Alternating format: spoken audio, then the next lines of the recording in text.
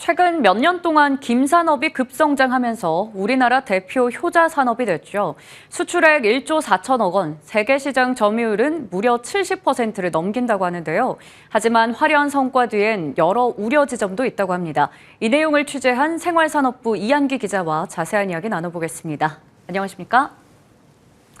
네, 이 기자, 먼저 김산업이 이렇게까지 급성장하게 된 배경부터 짚어볼까요? 네, 생산량과 가격, 품질을 모두 잡았기 때문입니다. 김은 주로 한중일 세 나라가 생산하고 있는데요. 일본은 김의 품질에 집중하고 있는 대신에 가격이 조금 비싸고요. 중국은 대량 생산과 저렴한 가격이라는 장점이 있지만 품질이나 위생이 좀 아쉽다라는 평입니다. 하지만 우리 김은 맛과 품질, 적절한 가격과 생산량을 모두 유지를 하고 있어서 시장에서 비교 우위를 점하고 있습니다. 네, 그런데 말씀해 주신 것처럼 이렇게 잘 나가는 산업인데도 김산업의 현장에서는 여러 가지 고충이 있다고 들었습니다. 어떤 문제들이 있을까요? 네, 먼저 인력 문제가 있습니다. 물김을 수확하면 무겁게 젖어 있는데요. 삽으로 일일이 포대에 담아서 또 배에 실었다 내렸다 하는 이 과정들이 노동 부담이 굉장히 큽니다. 대부분 영세한 가족 단위 사업자이기도 하고 또 워낙 고령화됐다는 한계도 있습니다. 또 기후변화라는 변수도 빼놓을 수가 없습니다.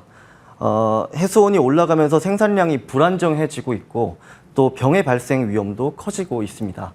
하지만 이를 극복하기 위한 정부 차원의 어떤 전략이나 전문 인력 양성, 또 산업적 체계 구축은 아직 미흡한 상황이라서요. 현장에서는 시간이 갈수록 김산업 전반이 위태로워질 수밖에 없다라는 우려도 나오고 있습니다.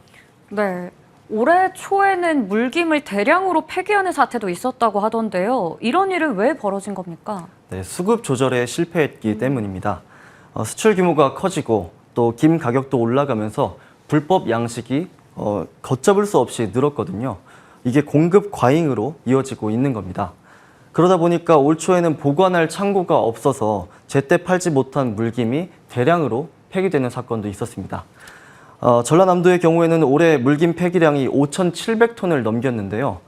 지난해 54톤과 비교하면 약 105배나 늘었다라는 계산이 나옵니다.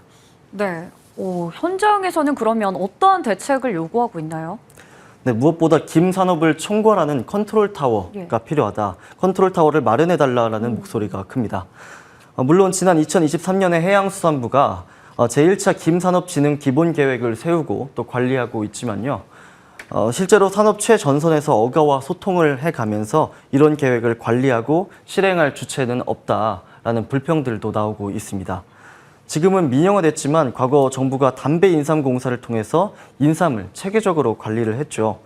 그렇게 세계 시장에서 품질을 인정받기도 했는데요. 이제 인삼보다 더 거의 5배 넘는 수출액을 자랑하는 김도 이렇게 체계적으로 관리할 조직을 만들어 달라라는 주장입니다. 그래서 업계에서는 유통을 촉진하면서도 전문 연구도 가능하도록 김산업유통공사를 설립해달라는 요구가 나오고 있습니다.